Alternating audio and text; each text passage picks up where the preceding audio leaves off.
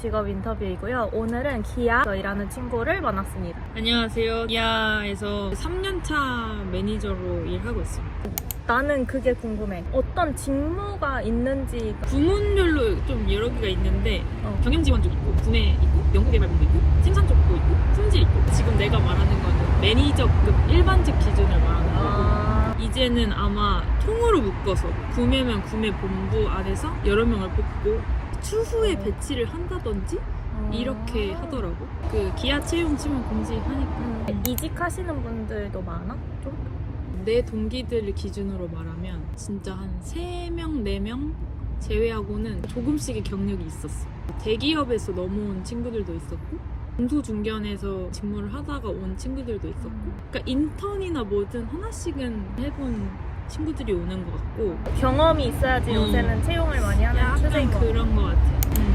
현대와 기아의 차이가 뭔지.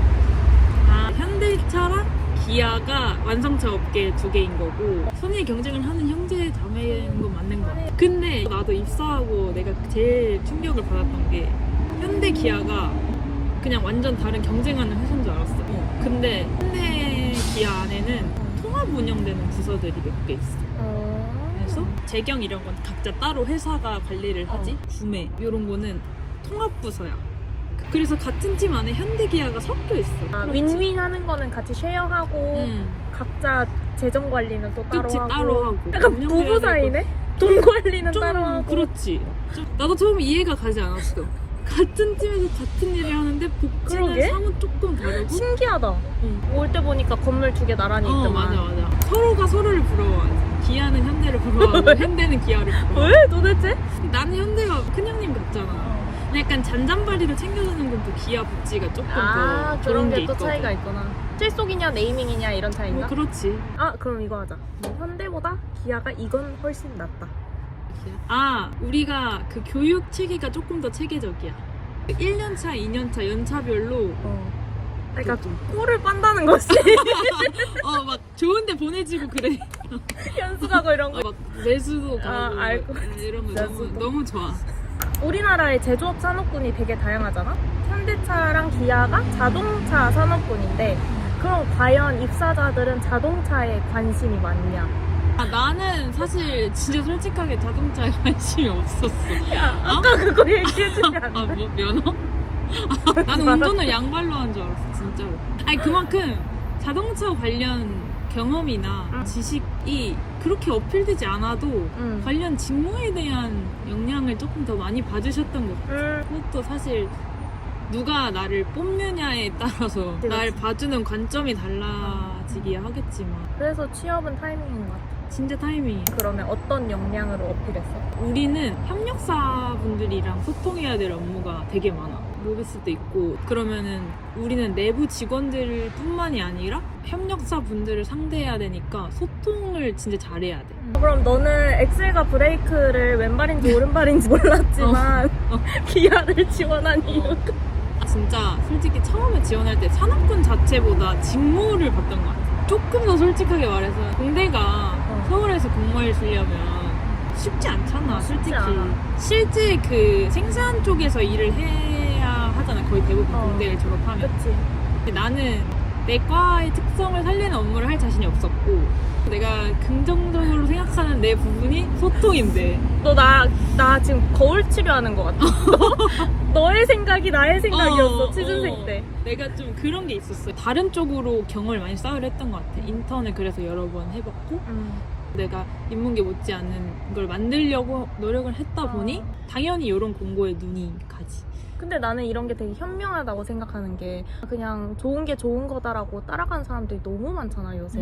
그 내 성향을 확실하게 알고 내가 좋아하는 거를 그 나이에 캐치했다는 거 자체가 진짜 오글거리니까 그만할게. 넘어가자. 나 굉장히 좋게 듣고 있었는데 조금 더 해도 돼. 이거 고정 질문인데, 기아의 장단점 3개씩. 일단 그 자율근무가 진짜 좋아. 자율근무 플러스 자율좌석제니까. 자율좌석제야 너네? 우리는 자율좌석제를 지금 이용하고 있어서. 어떤 기준으로 선택해 좌석? 팀장님과 멀리? 2번 장점, 구내식당. 종류가 많은 것도 많은 거지만 나는 그 딜리버리 서비스가 너무 좋은 거야. 앱이 있어. 그 다음날 먹을 걸 신청을 하면 그 층으로 배달이 돼서 솔직히 처음엔 나도 입사해서 밥 먹으면서 놀고 이런 게 좋았는데 그치. 어느 정도 시간이 지나니까 그냥 온전한 나만의 그치, 시간 막 그 100% 휴식이 너무 좋은 거야. 마치 사춘기라고 볼 수 네, 있지. 리틀빗 그렇지. 그래서 그냥 자리에서 먹고 자리에서 혼자 노는 그 딜리버리 서비스. 진짜 좋다. 아, 세 번째 장점 이거다. 휴가가 되게 많은 것 같아. 그 현대기아 다 추석 설이 있으면 뒤로 하루씩 더 쉬어. 그리고 여자분들 같은 경우는 보건휴가가 한 달에 하나씩 나와가지고. 근데 안 쓰지 않아? 근데 분위기가? 그게 선차감돼. 여성복지 차원에서 주는 거구나. 그렇죠. 그리고 우린 여름휴가 5일이 있어. 연달아 써야 하는 5일. 저 1년에 추석 명절에 이틀, 여성휴가 12개, 14개야 지금. 여름휴가 5개, 19개, 플러스 연차 따로 월차 따로. 9개, 월차도? 월차 12개지. 그러니까 진짜 많아. 이게 여름휴가도 그 있고. 일을 하려는 걸까 말라는 걸까? 너 내일 출근해? 다행히 내일은 해. 그리고 그걸 만약에 안 쓰면 다음 1월에 돈으로 다 환급이 되니까 짭짤하다. 13월에 월급이 또 있었네. 그렇지. 그렇지. 너 지금 돈 얘기 너무 좋아하는 거 아니야? 너무 행복하네. 익명이잖아. 다행이다. 마음껏 해. 다행이다. 단점은 일단 진급 관련 스트레스가 있는 것 같아. 대리 정도는 그냥 시간이 흐르면 달게 되는 직급 아닐까 생각했는데 들어와서 보니까 생각보다 그 안에서의 경쟁이 너무 치열한 거지. 그 순서가 매니저 안에 G1이 있고 G2가 있는데 와 되게 체계적이다. G1이 지금 나 사원인 거고 G2가 대리야. G3, G4가 책임 매니저. 1, 2, 3, 4단계. 그렇지. 그에 몇 명의 동기들이 있는가? 혹시 적절한 사람은 있지 않는가? 내가 그게 어떤 업무를 했지? 내 윗분은 어떤 분이시지? 그 모든 게 다 조화롭게 이루어져야 가능한 게 진급이라는 거를 작년에 알고 아 이게 생각보다 스트레스가 그해 크겠구나 싶더라고. 두 번째 단점. 인사 관련해서 팀원이 바뀌고 팀장이 바뀌는 그 모든 게 휘리릭 막 바뀌어버리는 느낌? 자주가 포인트야? 아니면 임팩트가 너무 크다는 게 포인트? 나는 지금 입사해서 팀장님이 2번 바뀌었거든? 그냥 매해 다른 분과 일하는 느낌이랑 비슷해. 1년에 한 번 정도면 괜찮지 않나? 그런가? 다들 이렇게 하나? 이거는 뭐 직무의 특성일 수도 있지만 매년 내 업무가 바뀔까봐 좀 두려운 게 있어. 친구야, 너는 사회생활을 하겠다는 거야? 아니면 난 너무 두려운걸? 단점 한 개 더. 직무 특성상 협력사분들이랑 일해야 될 게 많다 했잖아. 그러니까 사람 간에서 오는 그 스트레스가 조금 있는 것 같아. 그 협력자의 입장이 있고 우리의 입장이 있잖아. 이해관계니까. 서로 감정 상하지 않는 선에서 이해관계를 맞추는 게 진짜 어려운 것 같아. 너 그럼 협상 꽤나 잘하겠다. 장난 아니야. 진짜? 나 지금 장난 아니야 지금. 꽤나 멋있어. 그래, 스킬 대응하는 게 힘들어. 협상의 스킬. 협상의 스킬? 근데 일단 협상을 하려면 일단 내가 땡! 일하다 개빡쳤을 때. 아 약간 그런 거 있었어. 이게 내 잘못 아닌데 내 잘못으로 귀결되어 나만 나쁜 놈 됐는데 알고 보니 내 잘못 아니었어. 근데 왜 그런 상황이 생기는 거야? 왜 이런 일이 벌어지는 줄 알아? 왜? 내가 전연차니까 내가 잘못했겠지. 디폴트 값? 그 나의 자존감이 좀 낮은 상태의 문제가 그럴 수 있어. 이런 큰 일을 불러일으키는 거야. 그거 너 잘못이야. It's my mistake, but 하지만 그러나 그게 진짜 힘든 것 같아. 근데 이제 참았어? 울면 돼. 울었어? 울어야지. 어디서 울어야 돼? 비상계단.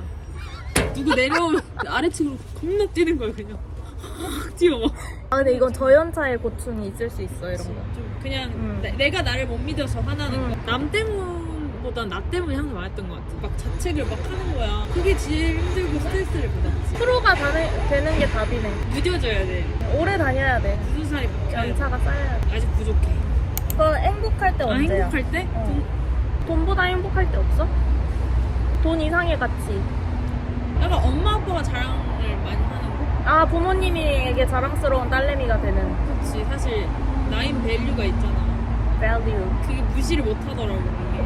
어디 다녀요? 했을 때 미소가 살짝 지어지면 성공한 거 아닐까? 자랑이 될 수 있다는 게 기분 좋은 일. 그래서 비상기사에서 울어도 다니는 이유 아닐까? 맨날 울진 않아. 오해하시겠다. 난 귀하니까. 그 정도는. 근데 알지? 이렇게 울어야 되는 거. 왜냐면 화장 번지거든. 번지거든. 눈물을 이렇게 걷어낸다. 아니 휴지를 꽂아야 돼. 이렇게 흡수되게. 여기 눈물 샘이. 약간 이렇게 저절로 이렇게. 좋은 거 알려. 그렇지.